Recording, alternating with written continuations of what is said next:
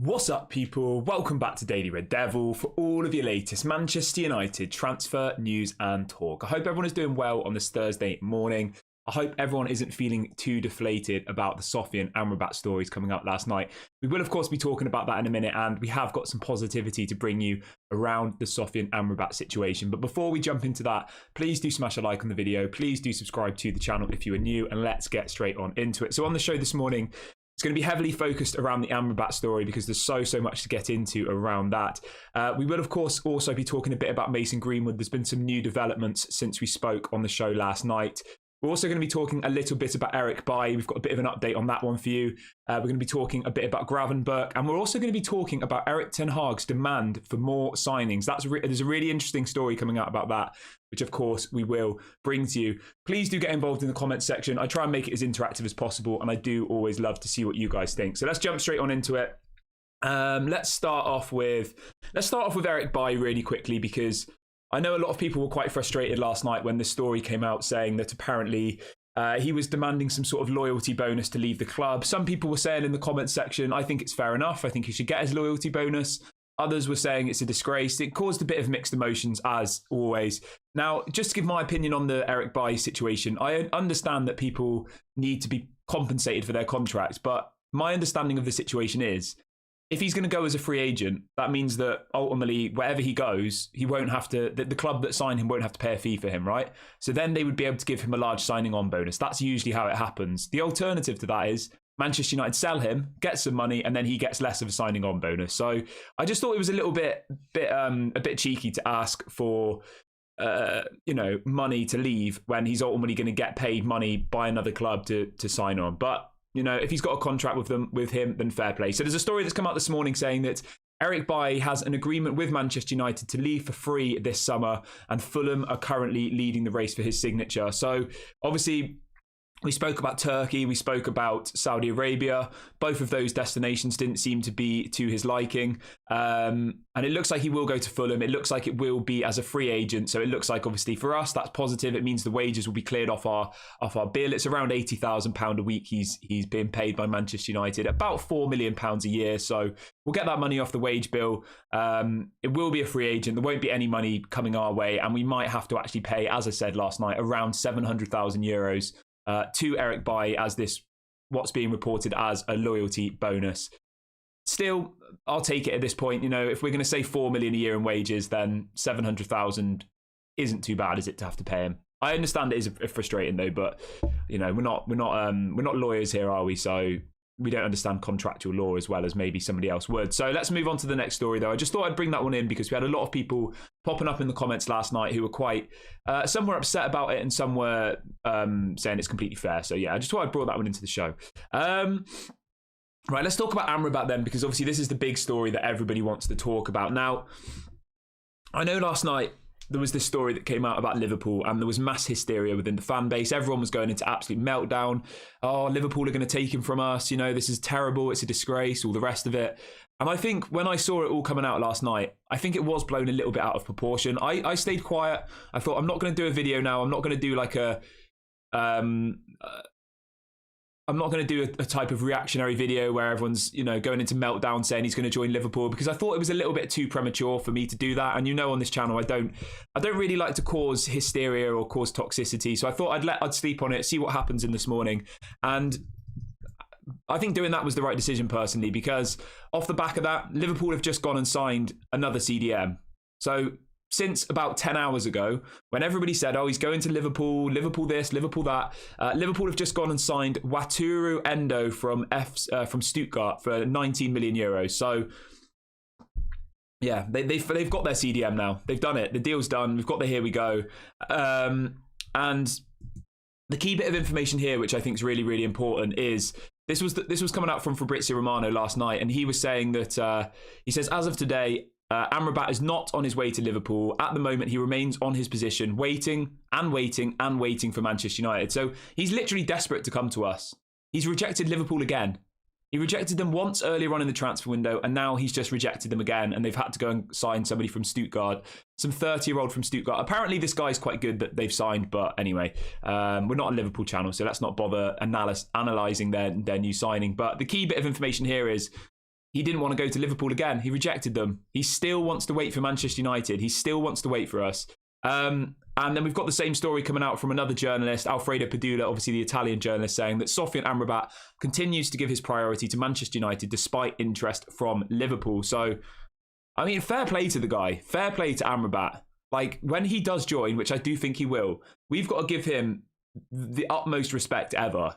He's had Juventus, Atletico Madrid, Liverpool twice, Saudi Arabia, multiple clubs in Saudi Arabia who are probably offering to pay him ridiculous amounts of money. And he's rejected all of them in the hope that Manchester United will sign him. Now, you know what?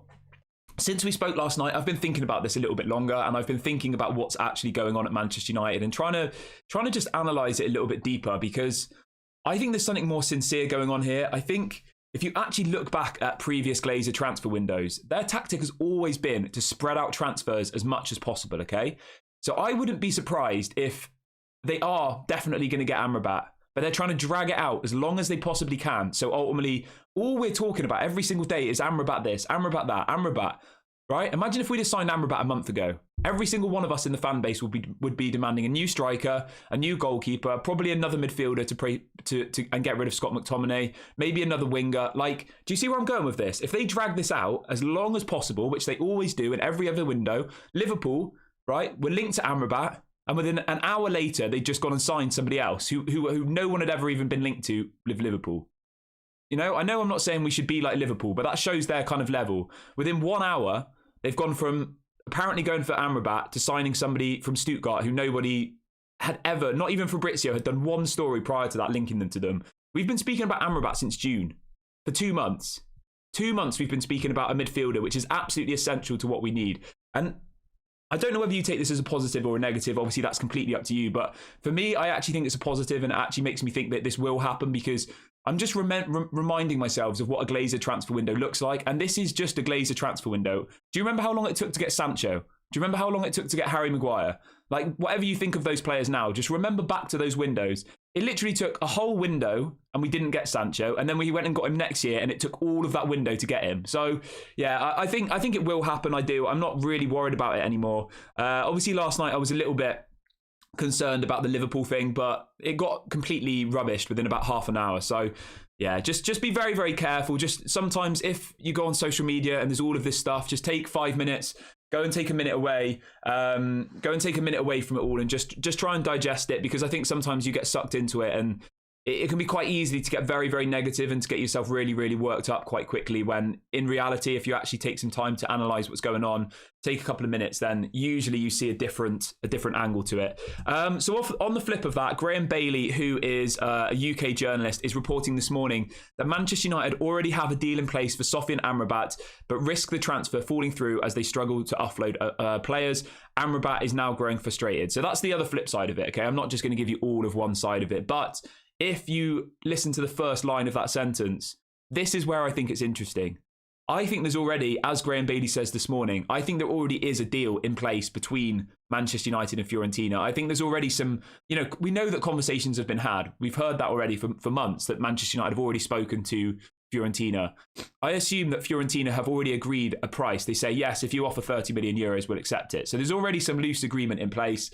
And, they've been informed that Manchester United need to sell another player, whether that be Scott McTominay or Donny van de Beek, and then they will formalise that move. Obviously, personal terms are already agreed. DiMarzio reported yesterday that personal terms for Amrabat were agreed in June. So for 2 months, they've already had personal terms agreed with the player and the club. So yeah, I honestly do think that this one will happen. I know people are growing frustrated with it, as am I, of course. But just remember what I said at the beginning of this. This is a classic Glazer tactic where they drag things out as long as possible. They make things...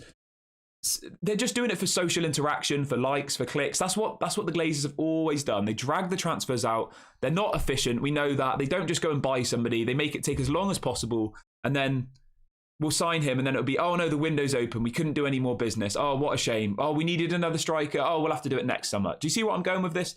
Just think about how the Glazers operate. If this was under new ownership, I'd be concerned, but it's not. Yeah, and then Alfredo Padula has ultimately said exactly the same thing. He said Sofyan Amrabat is always waiting for Manchester United's offer.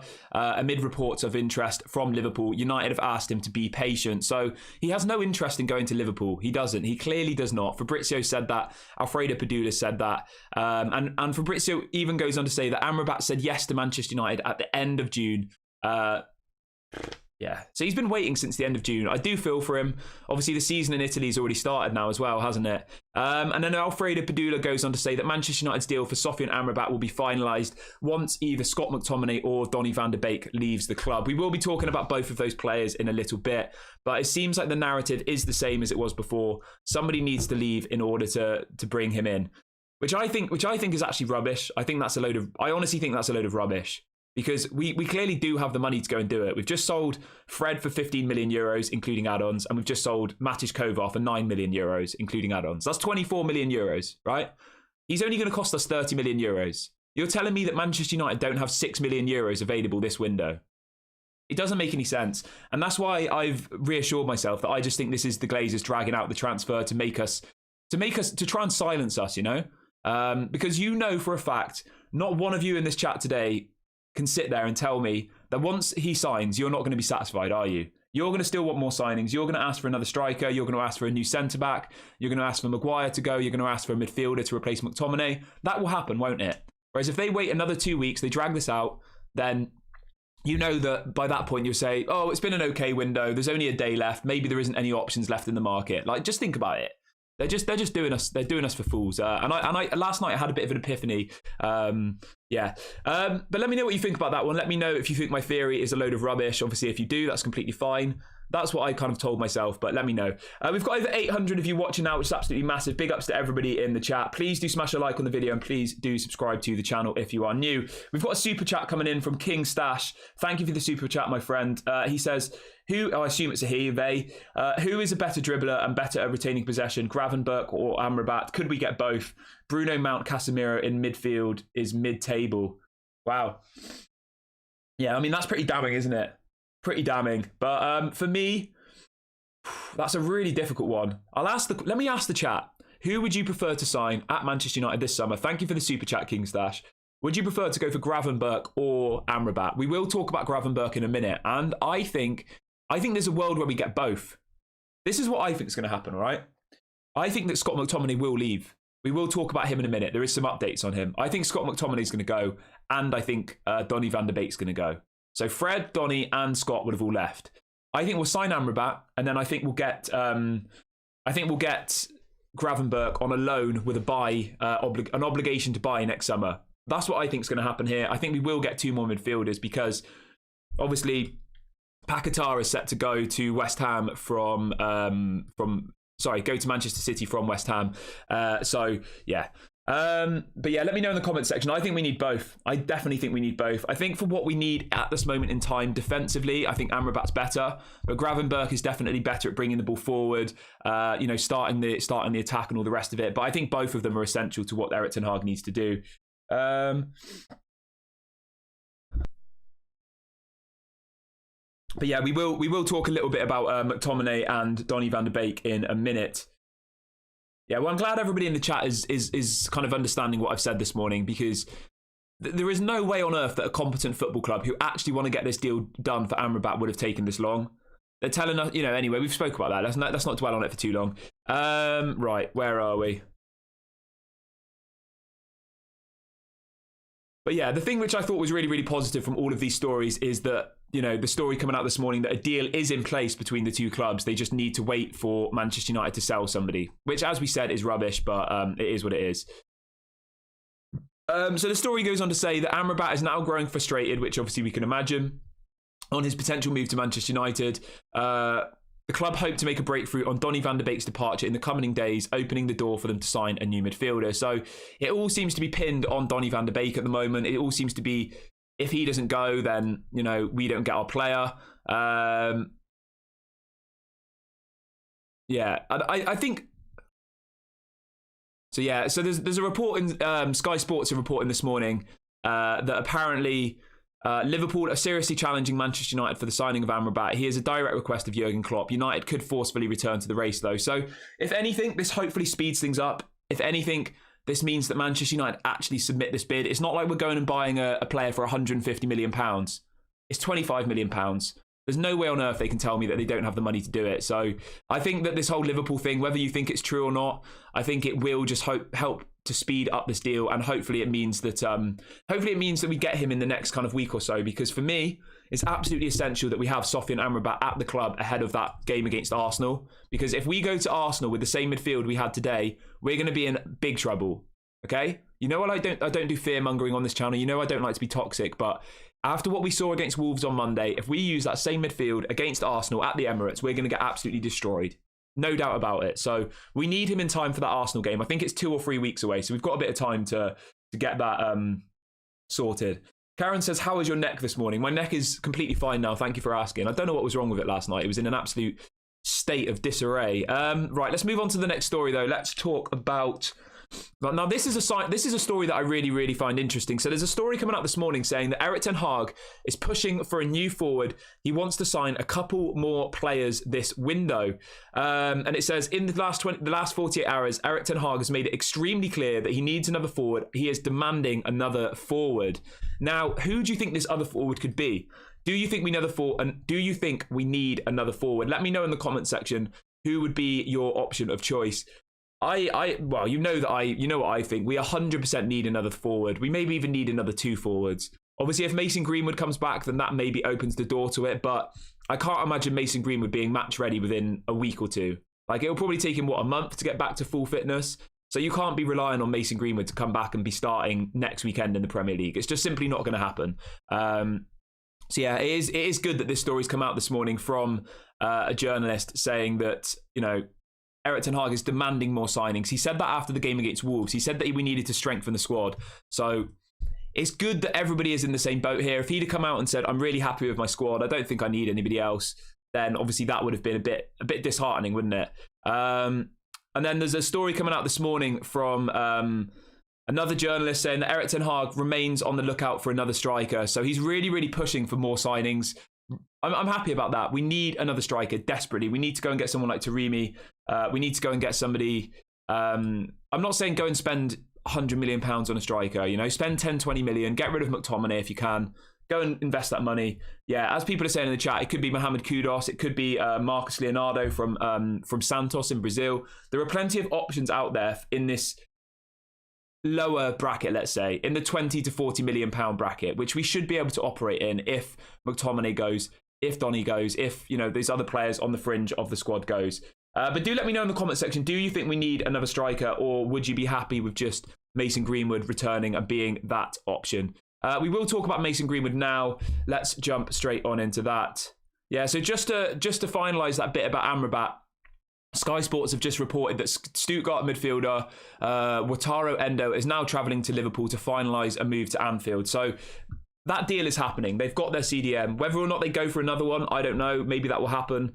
The only way the Amrabat deal doesn't get done is if Manchester United don't allow it to, So, right, let's talk about Mason Greenwood. So there's a story coming out this morning saying that Mason Greenwood is expected to be reinstated at Manchester United as early as next week. It goes on to say he's already got the backing of the players and the manager, Erik ten Hag. He's just waiting for the green light from the club. So obviously we had the story last night saying that Richard Arnold, the CEO, has apparently told the other executives at the club that he will be returning. And then this morning, obviously, as I just said, saying that apparently he will be reinstated next week. It goes on to say that Erik ten Hag is understood to be open to bringing Mason Greenwood back into his squad. He believes the club have a duty of care to a player who has been with them since he was a boy and found not guilty in the court of law. So I'm not sure how much of that's true, but we have heard for a very long time that Erik ten Hag wants Mason Greenwood back at Manchester United. He wants him back in his playing squad, and he wants him in the first team, not to be loaned out. The story goes on to say that, as we said, he's already got the backing of the players at the club and the manager, Erik ten Hag. And it says, and then the BBC have reported this morning, It's thought United's direction of travel was for Greenwood to return, but the fierceness of debate around the future, among other things, has made them pause. So obviously they were supposed to announce this last week, weren't they? But I assume because of outrage on Twitter, I don't know what it is. It's, because of fan pressure, whatever you want to call it, they've slightly delayed it. But yeah, it looks like he will be coming back. Obviously, I know that includes different opinions for different things. Somebody's put a question in saying, does this mean that Anthony Martial is being sold if we need 2 more strikers? The story on Anthony Martial has been the same for the last 2 or 3 weeks. Fabrizio, he said it. He said if an offer comes in for Martial that they think is acceptable, they will sell him. They are happy for him to leave the club. Whether or not that will happen or not, it's an impossible question to answer. Does somebody come in with a bid? Does somebody like West Ham make an offer for him? Obviously, they need a striker. West Ham were linked to him a couple of months ago, weren't they? Like a month or so ago. So it's impossible to say at this point whether Martial will leave. He is now match fit. I want him to start against Tottenham on Saturday. I think we need Anthony Martial on Saturday. I think he's absolutely essential. So hopefully he starts on Saturday. Hopefully he has a good game. Hopefully he wins us the points. And then maybe that means that someone comes in with a big offer for him, because I would be happy to sell him if a decent bid comes in. Right, but let's move on to the next story, though. Let's talk about Ryan Gravenberch from Bayern Munich. Now, this is somebody I really, really like, and somebody I think Manchester United should definitely be looking to sign. So there's a story coming out from Alfredo Padula, again, Italian journalist, saying that Manchester United have apparently made an inquiry for Ryan Gravenberch, who has also got 2 other proposals from the Premier League. So we believe one of those clubs is Liverpool.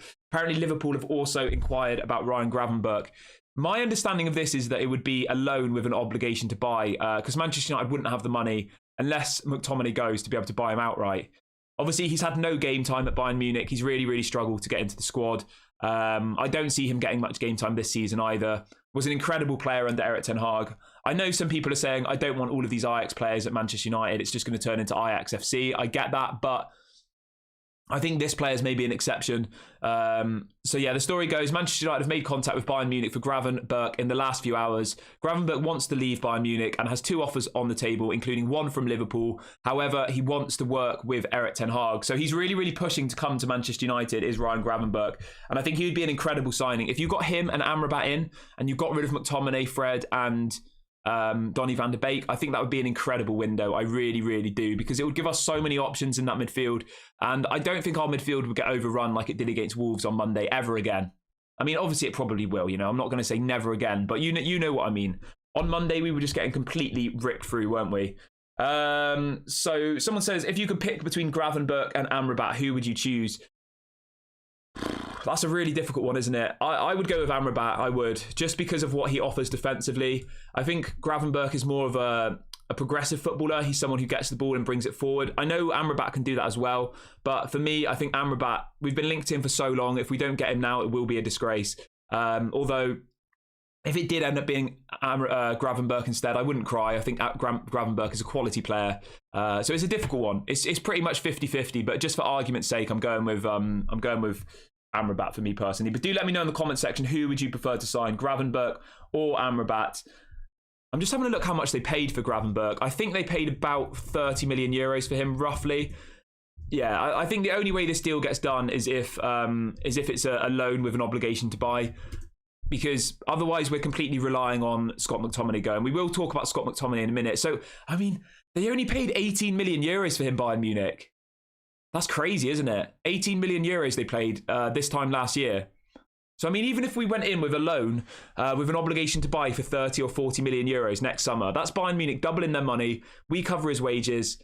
I think that's a good bit of business for everybody. So I would go and get this done. If it was me at the helm at Manchester United, I would get Gravenberch on a loan option. I would get Amrabat for 30 million euros, and then I'd go and sign a striker as well. I'd go and get Taremi from Porto. I'd just go and get somebody, because we desperately need a striker. You saw on Monday how poor our attacking options were, and that was with what everybody thought was our best front three. I said from the beginning of the season, I thought Garnacho has to play every game, Anthony on the right, and obviously I prefer Højlund down the middle, but yeah, like I was happy with our starting front three on Monday, and it was absolutely terrible. So we desperately need more strikers. And the fact that there's these two stories coming out this morning saying Erik ten Hag is now in the market to make a striker, signing a striker.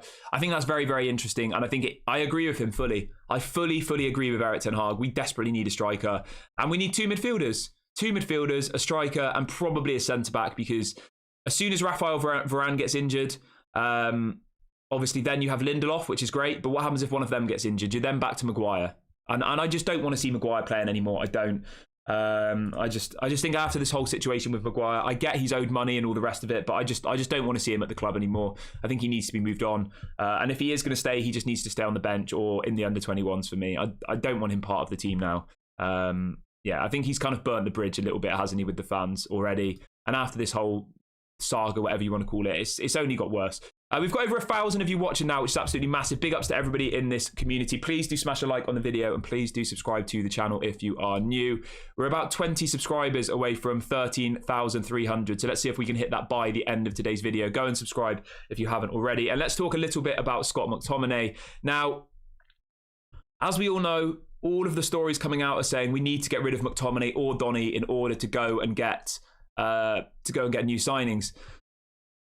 What we're hearing today is that obviously once Paquetá goes to Manchester City, which I would say is probably 90% going to happen. Obviously, Kevin De Bruyne is now injured. I think Kevin De Bruyne is out for 2 or 3 months. Manchester City is reportedly going to put in a new bid of around £100 million for Paquetá from West Ham. As soon as that happens, we are believed to understand that West Ham will then reignite their interest in McTominay. Obviously, a £30 million bid was rejected last week. I think if we can get 40, 45, including add-ons, I think that will happen. And I do have this feeling that McTominay will be one of those deals that happens towards the end of the transfer window. I think McTominay will go, and I think we'll get Gravenberch on loan. I think that's going to happen. But let me know in the comment section what you think about that one. Do you think that's a likely option?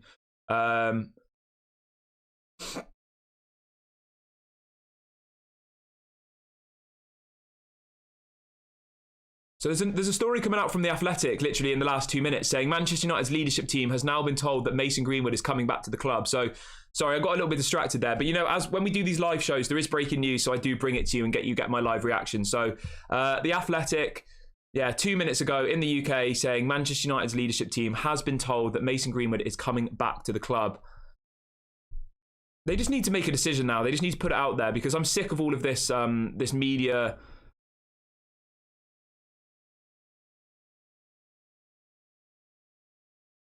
Because already you've got people now like on Twitter arguing with each other. It's just created such a mess, hasn't it, this whole situation? Right. Let's read out a couple of comments then. If anybody wants to get a question in, put the letter Q in front of your message and I will read as many out as possible.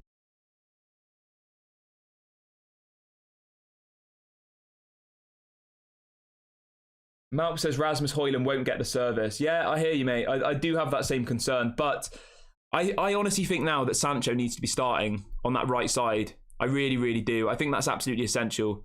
So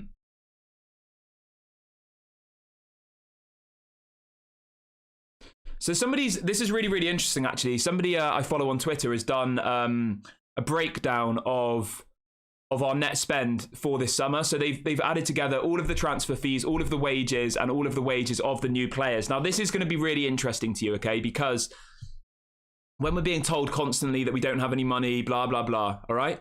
So Manchester United's net spend this summer, if you add together all of the ingoings, all of the outgoings, all of the wages considered, all of the new wages, right? Manchester United have only spent £76 million.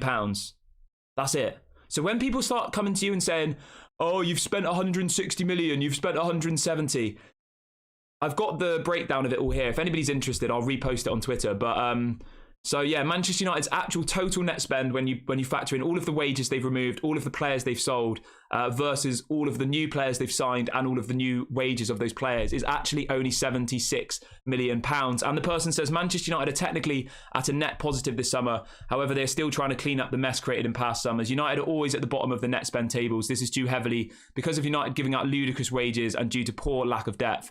They are incapable to let a player go when they are out or near the end of their peak, as they aren't good enough at recruiting to replace well. With Fred bringing in 14.8 million this summer and United looking to move on Donny, freeing up another 6.24 million in wages, that will free up around 21 million, with Amrabat reportedly agreeing to a 75 grand a week wage, which equates to 3.9 million a year. That leaves United 17.1 million.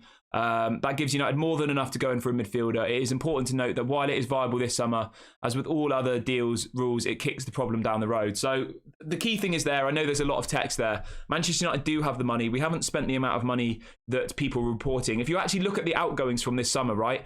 I'm just going to list it through quickly. Anthony Elanga, Fred, Matic Kovar, Alex Tellez, Zidane Iqbal, David De Gea, Axel Tuanzebe, Phil Jones, Ethan Laird, Charlie Savage, Nathan Bishop, right? And we've signed Mason Mount, Onana and Højlund. We've got rid of about 10 or 11 players, and some of which were on ridiculous wages. David De Gea was on £19.5 million a year. Absolutely ridiculous. So just don't believe in all of this narrative that you're hearing from, you know, the mainstream media, because when you actually think about it yourself and you actually break it down, the situation that we're being painted isn't actually the true situation. All you've got to do, if you are that interested, is get a calculator. I did this on a video a couple of days ago. Get a calculator, work out how much wages we've saved this summer, and it's absolutely ridiculous. We've saved about £60 million in wages already this summer, and that calculation didn't even include Cristiano Ronaldo, Weghorst, or Sabitzer. So just remember that, all right? Our wage bill is coming down massively, and we're not using that money to go and buy more players, which is, of course, very, very frustrating. Yeah, it is frustrating, it is. But let's just be positive. As I said on the beginning of the show, I think we will still get Amrabat. I just think that Manchester United are dragging it out. Right. Someone says, Fenerbahce got a steal on Fred, in my opinion. I was thinking we should have got at least 20 million for him instead. Yeah, I agree with you. I do. I completely agree with you, but we had to just take what we did, didn't we? Well, I mean, we didn't have to, but the options were starting to look really limited, weren't they, for Fred? Comeback King says, is there any news on Benjamin Pavard? I would say that the Benjamin Pavard deal is completely dead in the water. Manchester United will not be signing Benjamin Pavard. The only exception here is if somebody comes back in for Harry Maguire. Maybe Aston Villa come in for him. Obviously, Tyrone Mings has got a really bad injury. I think he's going to be out for 2 or 3 months. Does someone like Aston Villa come in for him? For Harry Maguire, that is. We'll have to wait and see. But unless Harry Maguire goes, we will not be getting Benjamin Pavard. We can pretty much confirm that deal is off the line. Yeah. So I don't know how people feel about that. I'll be honest, I'm not that bothered. I'm not. I think if it means we go and get a world-class centre-back next season, then I'm happy with it. But at the moment, you know, it looks like Harry Maguire's staying. It looks like he's digging his feet in the ground and he's saying, I'm not going, I'm staying here. There's someone in the chat asking about Brandon Williams. So there's a story coming out from Samuel Luckhurst in the last 24 hours reporting that Eric Bailly and Brandon Williams have both been told they are free to leave Manchester United permanently this summer if a suitable offer comes in. It goes on to say that Bailly has generated some interest from clubs in Turkey and Saudi Arabia. So Brandon Williams is on the list of people to go. Brandon Williams, the door is open for him to leave. It just depends whether a suitable offer comes in. Now, how much do you think is a suitable offer for Brandon Williams? I think anything between maybe £3 and £5 million, something around that kind of mark. He's on £50,000 a week, which for somebody of his quality, I think is ridiculous personally. You know, if you compare that to some of the top earners at other clubs, he hasn't even played for about 12 months and he's on 50 grand a week, which again, just boils back to the ownership issues, doesn't it? 22 years of age. I think if we got £5 million for him, I would take that, I would. But let me know in the comment section how much is a fair price for Brandon Williams. So Joe says, Kieran, do you think that if we beat Spurs on the weekend, we get 3 points, but we will not get Amrabat or new players? If we lost to Spurs, then Erik ten Hag will demand Glazers for Amrabat and more signings. Joe, you know what? I think you're completely right. And I think that's a great point there, because just flash back to a year ago, right? This time last year, we were on the brink of signing Arnautovic and Rabiot. We lose our first 2 games of the season and we go and get Casemiro for 60 million and Anthony for 80 million. Just remember that. The only reason we signed those 2 players last summer was because we lost the first 2 games of the season. And the fans were getting angry. They were saying, this transfer window's been a joke. So the Glazers got the money out. They went to the company credit card. They never put their own money in, remember. They went to the bank, they borrowed some money, and then they bought Casemiro and Anthony. So in relation to your question, Joe, yes. I think if we lose against Tottenham on Saturday, I wouldn't be surprised if we sign a striker, we sign a midfielder. I would not be surprised at all. And we'll all be sat here saying, wait a minute, why were we scraping around the back of the sofa to try and find pennies to buy Sofyan Amrabat? And now that we've lost the game, we're able to buy, you know what I mean? We'll go in for somebody who no one was expected. I wouldn't be surprised if it's like, oh, we're going to buy Goretzka and Kolo Muani. Obviously, those are just examples, but you get my point here. We'll go from not having the money to buy Amrabat for 25 million, even though we've just sold 2 players for 25 million, Fred and Matic Kovar, to going and buying 2 50 million pound players. That's what happens every single year. Yeah, very, very frustrating. And I would never want my team to lose ever. So I'm not going to be one of those people who says, oh, I hope we lose so we go and spend some money. Like, I'm not that type of person. Like, Manchester United, I want to win regardless of the circumstances. So hopefully we win, and hopefully we then just go and get Amrabat as well. Maybe that's me being naive. Gashaya says, will Casemiro and Eriksen cope with the mobility of Caicedo, Lavia and Enzo? I mean, no. When you look at that midfield of Chelsea, Caicedo, Lavia and Enzo, absolutely unbelievable. Unbelievable midfield. We need 2 midfielders, guys. We do. We need 2. We need Gravenberch and we need Amrabat. And that's not me being greedy. It's not me being greedy at all. Think about it. Think about it logically. Okay, Sean says apparently Tyrone Mings has done his ACL and is out for the whole season. So yeah, maybe that opens the door for Harry Maguire to go into Aston Villa. But would he want to go to Aston Villa? He's rejected West Ham. Would he want to go there? I'm not too sure. I'm not. Yeah, I'm not sure. Frank says, any news on looking for another striker option because we need cover? Rashford as a number 9 is not working. So in relation to the striker situation, obviously we did bring you the story earlier on this morning that apparently in the last 48 hours, Erik ten Hag has made it extremely clear that he needs another forward. He is demanding another forward. So that's coming out this morning from a couple of different journalists in the UK. In relation to who that forward will be, I would say it will be one of these people. Mohamed Kudus, Taremi from Porto, Marcus Leonardo from Santos. I think one of those 3 would be the most likely option. But there is always a possibility that we go in for a loan move. Apparently, João Felix is going to terminate his contract at Atletico Madrid. Do we go for him? Maybe. I don't really understand how this terminating contract thing works. Does that mean he's going to be a free agent? I don't really get it. I'm not sure, but apparently, yeah, Felix is going to terminate his contract, but we know he wants to go to Barcelona. For me, I would go for Taremi from Porto probably as the most easy option to get. And if it's not going to be him, go for Marcus Leonardo. Both of those are going to cost you less than 20 million. And if we do have the budget, maybe you look at Mohamed Kudus. But there are quite a few clubs who are interested in Mohamed Kudus, you know. You've got West Ham, you've got Brighton, a couple of others, so... Milis says, can Gravenberch be the same quality as Sabitzer? I think they're different players. I think Gravenberch, for me personally, will become a better player than Sabitzer. I didn't really think much of Sabitzer at Manchester United. I really didn't. Gravenberch's only 20 years of age. He could go on to be one of the best midfielders in the world, I think. Under Erik ten Hag's supervision, he's obviously very, very skillful, fast, you know, strong. He has all the attributes to be a world-class midfielder. And obviously his last season at Bayern Munich was not the best, purely because he just didn't get played. You know, they've got Goretzka, they've got Kimmich. You know, they've got all of these world-class players at Bayern Munich. So a 20-year-old breakthrough name probably isn't going to make it into the team. We've only got 3 minutes left of the show, everybody. Please do smash a like on the video if you haven't already, and please do subscribe to the channel. We're now 20 subscribers away from 13,300, so please get involved if you haven't already.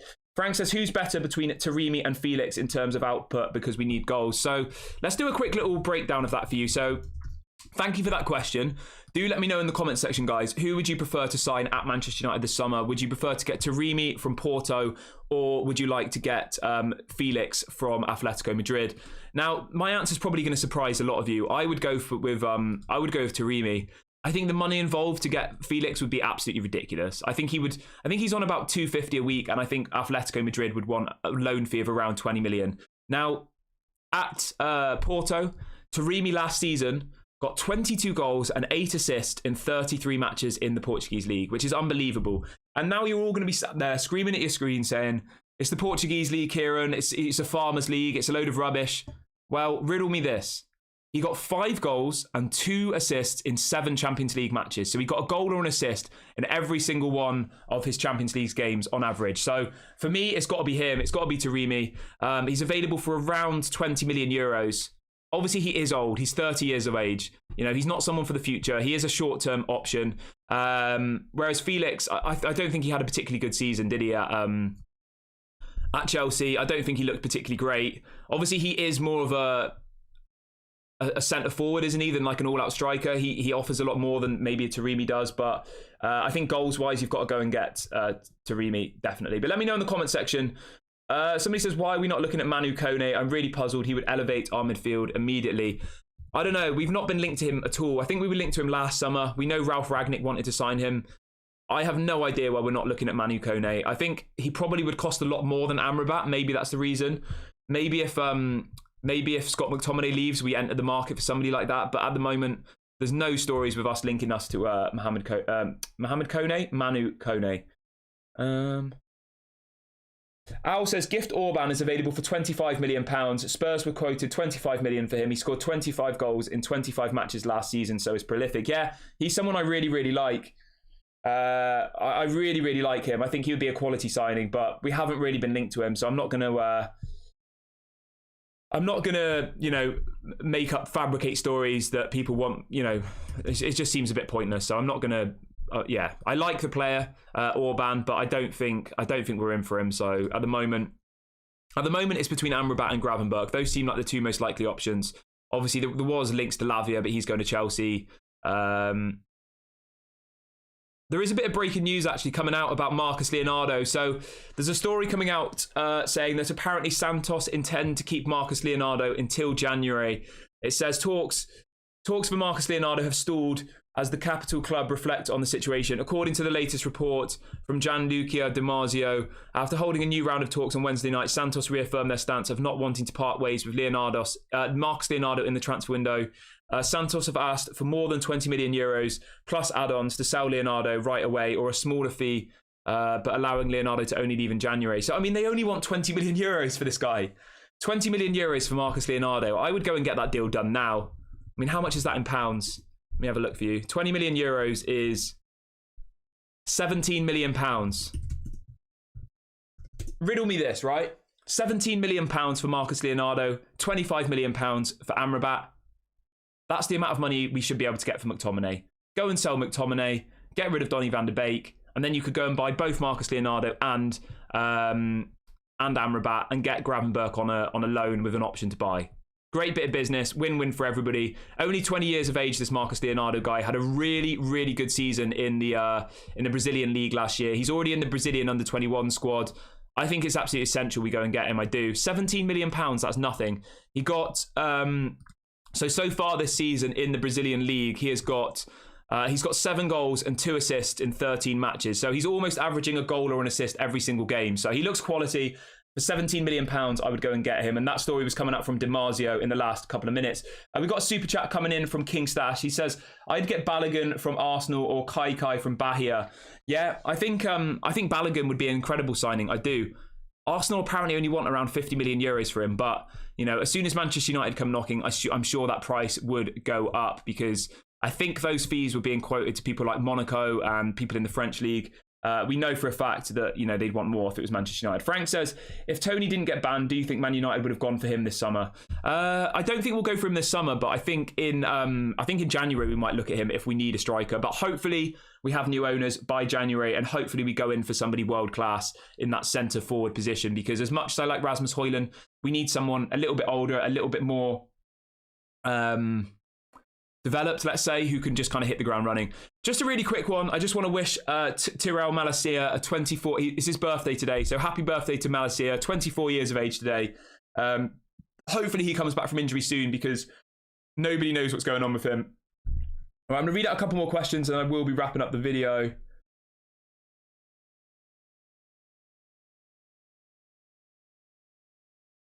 People in the chat saying that apparently Liverpool are also after Manu Kone.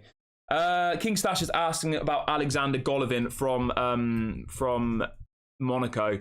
I did have a look at him, mate. Yeah, so obviously he's Russian, 27 years of age. I'm not sure. Like, he looks quite good. I watched some videos on him. I watched some scouting reports. This is, anybody who's wondering what we're talking about, is Alexander Golovin, plays for Monaco, 27 years of age. Attacking midfielder, and he can play on the left wing. I don't know. I just think at the moment we've got our kind of specific targets, and I just don't think that we're going to sway away from that. I would say that Manchester United will look at some surprise signing, though. I have a feeling that we will still do a signing that will shock us all. I think we'll get somebody that none of us were expecting. I still think that will happen because Manchester United do that every single summer. We get somebody out of the blue. Al's bringing up Frankie de Jong again. Frankie de Jong's not going to come to Manchester United. He loves Barcelona. Like, he's not going to come. And if he did, he'd be kicking and screaming. We'd probably pay him a ridiculous amount of money. He probably wouldn't even play very well, and then we'd let him go in a couple of years for half the amount of money. I think that would happen with Frankie de Jong. He loves Barcelona. Right, I'm going to wrap the video up here, guys. It's been an absolutely incredible stream this morning. Thank you so much to everybody. Thank you so much to everybody who has been in this show this morning. Please do smash a like on the video before you go, and please do subscribe to the channel if you are new. We will be back, of course, at 6 p.m. UK time for our usual interactive show, just like this one. But if anything breaks during the day, we will, of course, go live, and there will be a couple of other videos coming out throughout the day. So do make sure you subscribe to the channel with your notification bell on, and please do smash a like on the video, and I'll catch you guys later on. Have a good day, everyone. Speak soon.